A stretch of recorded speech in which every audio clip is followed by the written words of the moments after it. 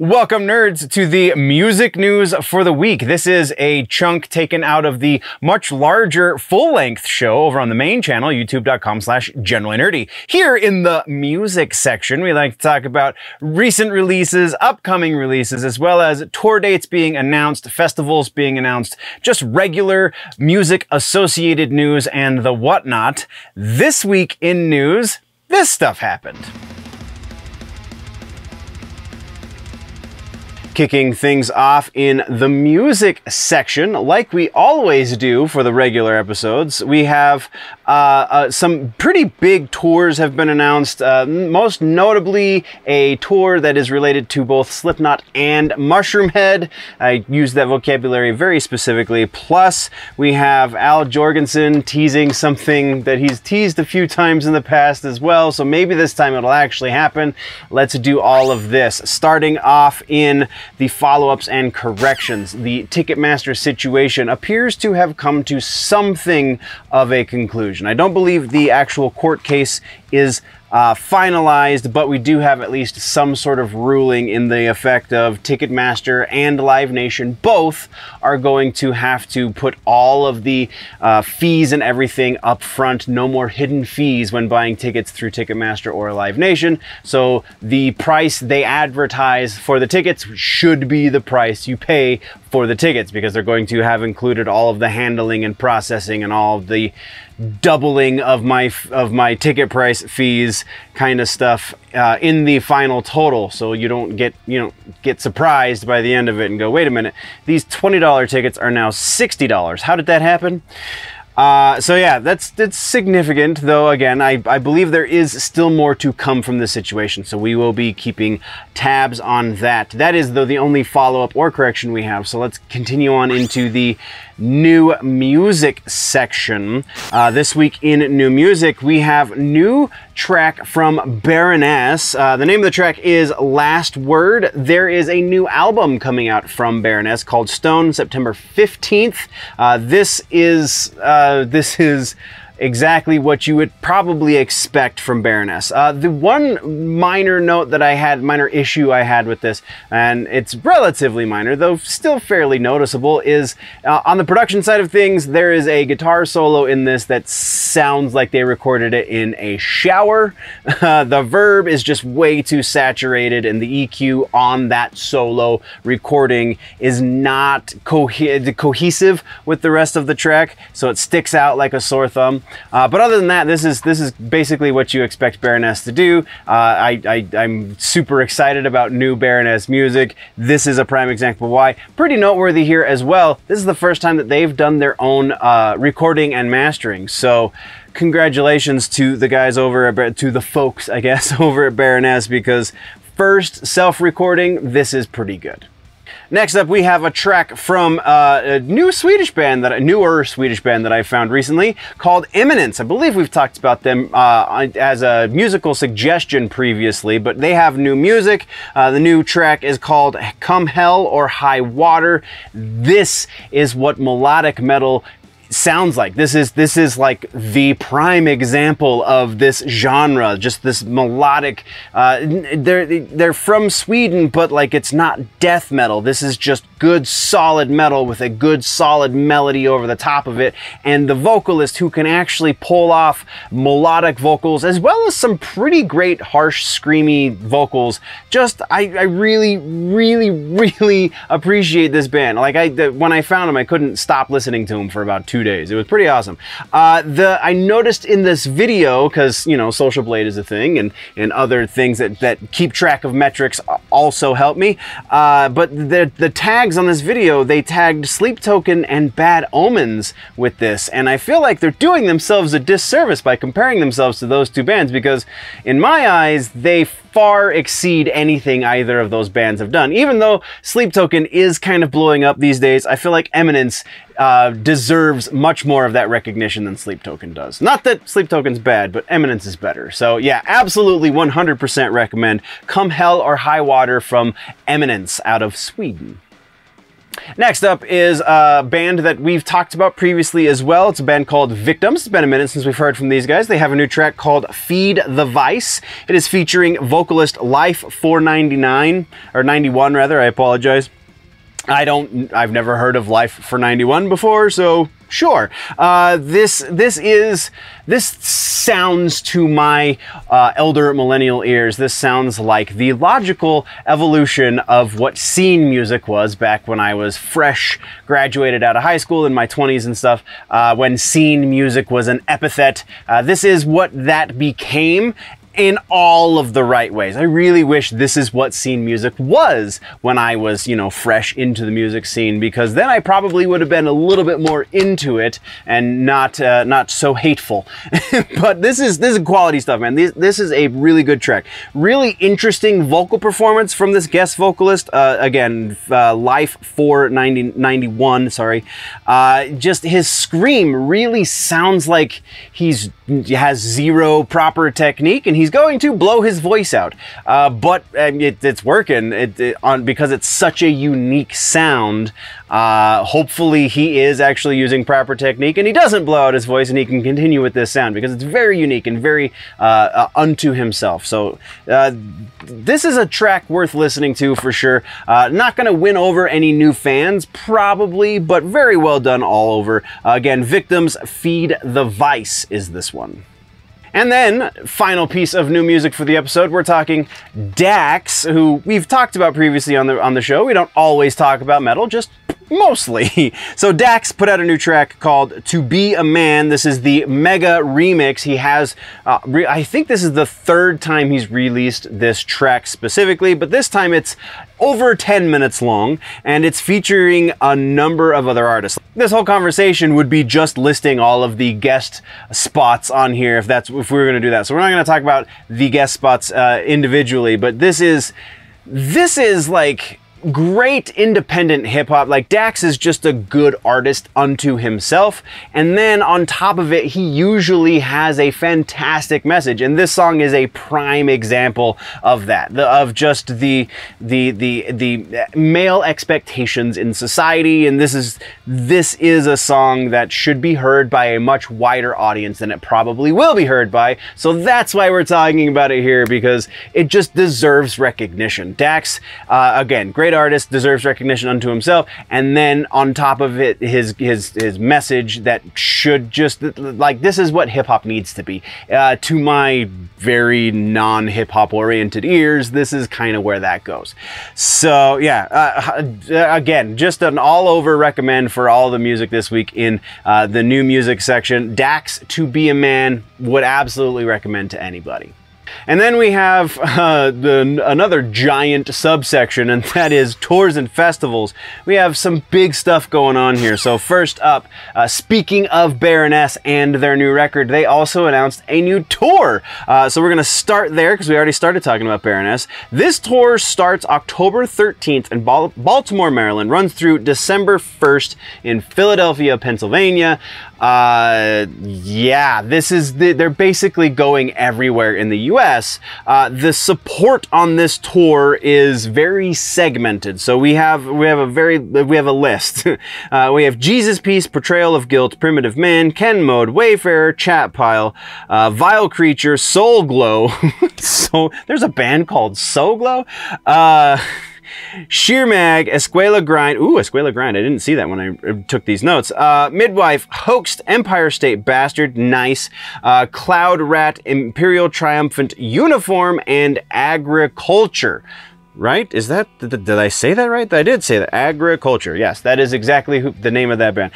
So some of these bands, never heard of before, though very much worth noting. Jesus Piece, if Jesus Piece is the opening band on the bill that you're going to see, you are in for a treat. Those guys are fantastic. Also, Escuela Grind, I've heard good things. I've only heard their most recent single, so I can't necessarily speak to them as a whole, but the new single is pretty rocking, so pretty excited about that. The rest of these bands, Empire State Bastard, also the new project from former Slayer drummer, oh, and now I'm gonna brain fart his name because ADHD.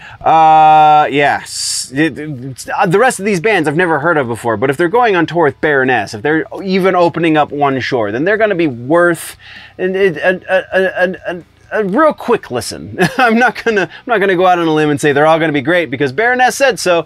That's not really how that works anymore. But I would say they're worth a listen just to kind of get a better understanding of what Baroness thinks is good music, so you can, you know, judge accordingly.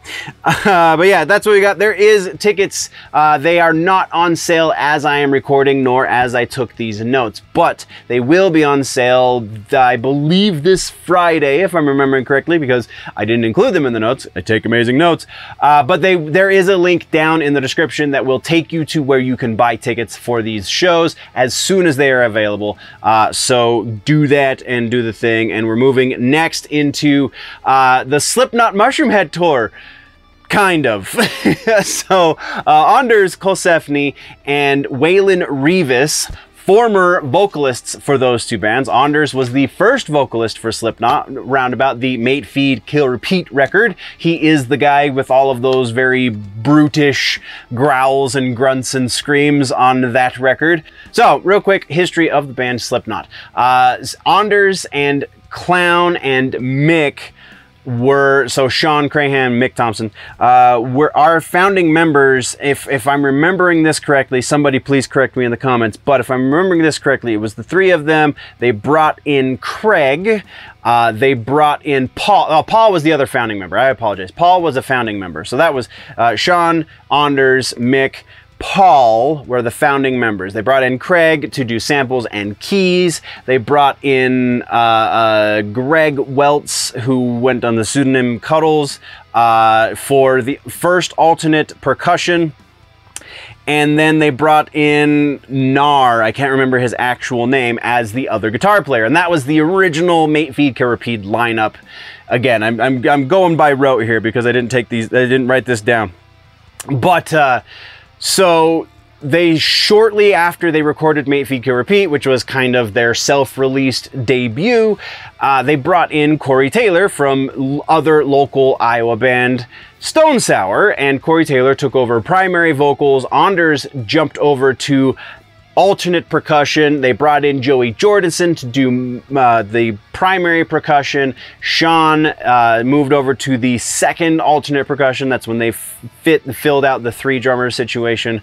And the Jim situation didn't actually happen until after they recorded their self-titled, which I don't know a lot of fans actually know that. Jim didn't come in until after they recorded that. They had somebody else doing the recording for the self-titled. Long way of saying Anders was the original dude doing the vocals. As far as the Mushroomhead connection here, Waylon Revis was on 2 records with Mushroomhead. He did the Save Your Sorrow was his first record. He was the kind of sort of secondary vocalist that replaced J-Man when J-Man left for that album. So J-Man leaves, Waylon comes in to take over the role of J-Man, kind of fills out that role all right, but also kind of bridges the gap between what it is that Jeffrey Nothing did and what J-Man did. So he kind of has the gruff, screamy stuff, but he also did some melodic stuff as well. And then J-Man came back and they made Beautiful Songs for Ugly Children, I believe was the next, or The Righteous and the Butterfly, actually. I apologize. Righteous and the Butterfly. And that's when Waylon left under seemingly not great circumstances. All right, so that is the long way of saying these two gentlemen have decided to go on tour together with their current musical project. And the reason that we did all of that preamble for this is because their current projects are doing music from that era of when they were with those bands. So Anders put together a band to perform specifically Mate Feed Kill Repeat in its entirety. And it's I really hope people put this stuff up on the internet, because I know that the venues are not going to be filming this stuff. But yeah, so Anders is going to be doing Mate VK Repeat. Waylon is going to be doing a lot of material from his time with Mushroomhead as well. Nothing of note for the band that's currently playing with either of these guys. I couldn't find lineups or, you know, any previous musical endeavors that any of these musicians have made. So hopefully as we get closer to this tour happening, some of that information will be let out and we will follow up, because this is just a really cool, unique situation. The other half of this is it is not an American tour at all. This is going to be Australia and New Zealand exclusively. So the dates start October 11th and run through October 23rd. The first, I believe it's like 6 and 6. Something along those lines. So the first 6 dates are in Australia, the second 6 dates are in New Zealand, and that is the extent of this show. And I'm again super hopeful that somebody has the presence of thought to record what goes on this stage and put it up on the internet for the rest of the world to enjoy, because this is such a unicorn moment, if you will. Yeah.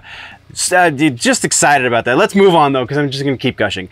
From there, we have Black Dahlia Murder has announced a new tour. It is going to be with Chelsea Grin, 200 Stab Wounds, and Gates to Hell. This sounds like a hell of a lineup. I still haven't heard new Black Dahlia since the passing of Trevor Sternad, but I mean, it's Black Dahlia, so it's not going to be bad. So we have Black Dahlia, Chelsea Grin, 200 Stab Wounds, and Gates to Hell. The tour kicks off September 8th in Alton, Virginia at the Blue Ridge Rock Festival, which actually only features, of these bands, only features Black Dahlia, and then the rest of the bands pick up the next date. It runs through September 16th, so it's only 2 weeks. September 16th at the New England Metal Fest in Worcester, Massachusetts. So presumably the rest of the bands are also on the that final New England Metal Fest. Yeah, tickets available soon. Again, couldn't find a ticket link. I will do what I can when I post this video. From there, we have a really interesting piece of festival news, and it comes from Code Orange. It would seem Code Orange is starting their own festival. They're calling it Code's Way. It is the first time they're doing this. It will take place on September 30th in Pittsburgh, Pennsylvania, where the band is from. The festival will feature 12 bands on 2 separate stages. There is a full list of bands if you follow the link in the description. Though of note on this list, obviously Code Orange is going to be there because they're putting it on, so they're headlining. But we also have hardcore classics Madball, as well as Vane FM and 200 Stab Wounds. Once again, super excited about this. Again, hopefully they have the presence of mind, and Code Orange are technically minded, so I would imagine they will be doing something with video for this, putting out a DVD of some sort, or some sort of digital download so you can download the festival performances or something like that. That's just me wishful thinking. There's no announcement of that. So link down in the description will take you to a place where you can find tickets. So do that, do the thing. Let's move on. That is it for tours and festivals. Now we're talking about regular ass news. We have actually a fairly significant announcement from Exodus. They just put out a record less than a year ago. This is about 6-8 months ago. And so now it seems that their previous record contract is up, and so they have signed a new deal with Napalm Records. The age of metal is just getting better and better. I feel like this is such a prosperous time for the genre. It's very exciting. So Exodus is signing to one of the biggest metal record labels. With this new record deal, they have announced that they are going to start working on a new album, and they are shooting for a release sometime in 2024. So don't have to wait too long for new Exodus material. From there, let's talk about Ministry, shall we? Al Jorgensen has announced that he plans on retiring Ministry. Not himself. He's not going to retire. He's not going to stop making music because he has other projects in the works, but he feels like he's played what he can play under the Ministry moniker. So it's he's done this before. He made the announcement that he himself was going to retire, I think over a decade ago. because he's one of the OG industrial dudes, right? He was part of the scene from the beginning. The scene's been around for some time, so it only stands to reason at this point. He's pushing into his mid to latter 60s. Yeah, just absolutely deserves some time off. Take it a little bit easy there, Al, because you've been working really hard for a long time.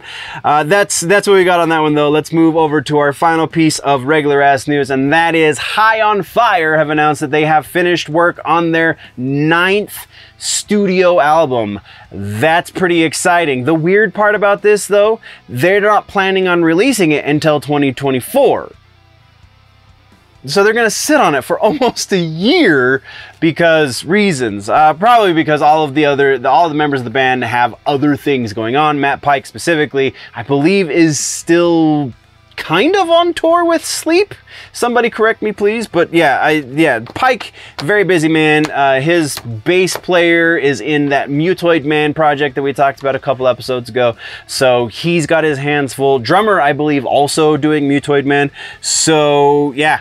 Pretty interesting situation. I'm very curious to hear new High on Fire, but it's going to be almost a year before we do, so that kind of sucks. But that's what we got for regular ass news. So all that leaves is musical suggestion for the week. This week's music suggestion, what would you get if you took the music of Killswitch Engage and ran it through a filter from the 80s? You would get something along the lines of what Anthony Vincent has given us this week. Anthony Vincent, formerly known as 10 Second Songs on YouTube, now just goes by his name, has given us the End of Heartache Synthwave edition.